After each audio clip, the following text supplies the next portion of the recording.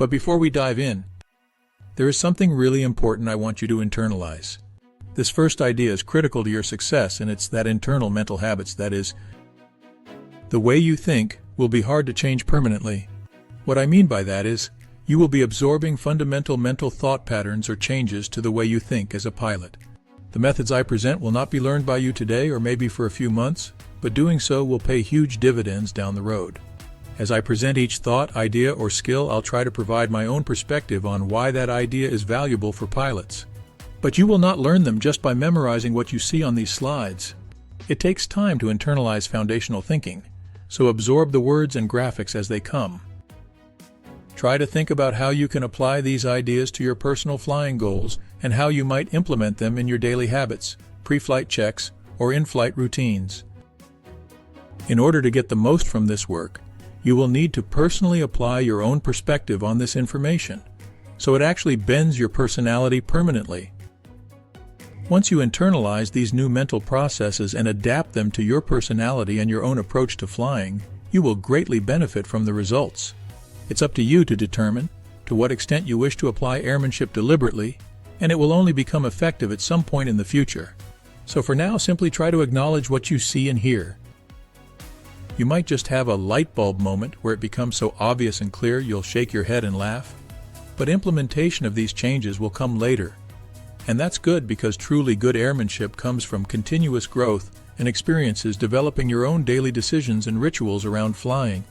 With a solid foundation of consistent application of these methods, it will change a part of who you become.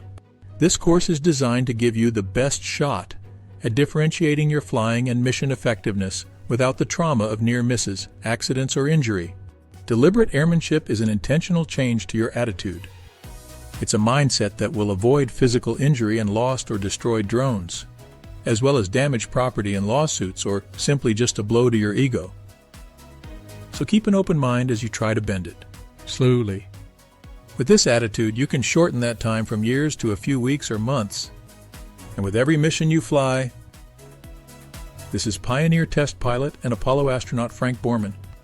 Frank was the Apollo 8 commander, and he and his fellow crew members, Jim Lovell and Bill Anders, were the first humans to leave Earth orbit and go to the moon.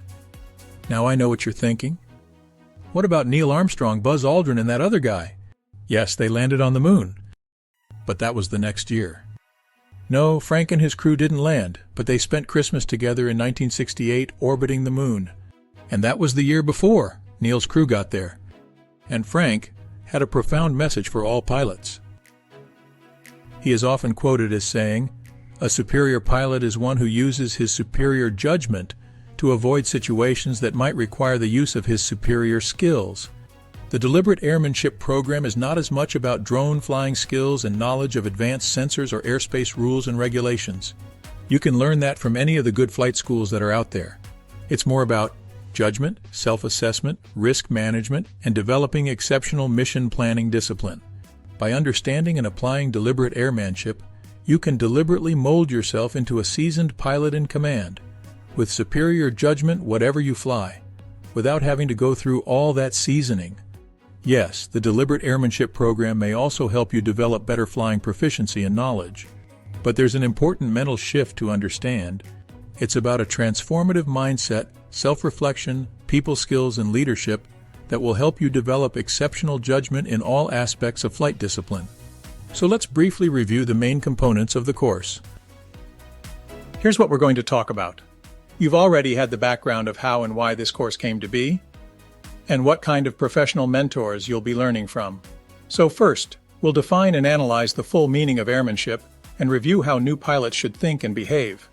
Honestly, every pilot should understand it this way. Understanding this fuller meaning will move you every day towards becoming an exceptional pilot. We'll point out some basic flying tips in a segment I like to call Zen and the Art of Drone Happiness, as well as environmental knowledge that maybe you didn't hear on your initial flying course. We'll discover some lesser-known implications of national airspace regulations in US and Canada that you may also be able to apply in many other jurisdictions around the world. And on top of that, we'll review some physiology and psychology aspects of flying so you can naturally contribute to aviation safety. You'll encounter life planning and personal development methods that are not just about flying drones, but are critical to anyone trying to be the best they can be and differentiate their operations from the rest of their competition, especially the amateurs out there who don't think this way. You'll learn how to evaluate your personal adversity quotient, or AQ. It's like your IQ, except it measures how well you handle stress, and I'll show you ways to improve it. I'll show you how mission planning is done by the pros, how to improve your CRM and risk assessment. I'll show you my go-to initial actions to practice that will prepare you for almost any emergency, learn the maneuvers I use in my proficiency flying routines every month, and how to improve your checklists by applying some basic human factors knowledge. I'll share editable files of my own mission planning templates, checklists, SOPs, and corporate documents that you need in order to apply for a Special Flight Operations Certificate, or SFOC. This will give you a huge head start on creating your own company documentation. These documents can also be the foundation for applying for an ROC, or Remote Operator Certificate, which is what you'll need to submit to Transport Canada, or similar documents you'll need for the FAA in order to run a fleet of drones and pilots as a commercial operator. And finally, I'll give you a roadmap forward to developing superior judgment with measurable success in your future as a drone pilot. So, let's get started by looking at the full definition of the word airmanship.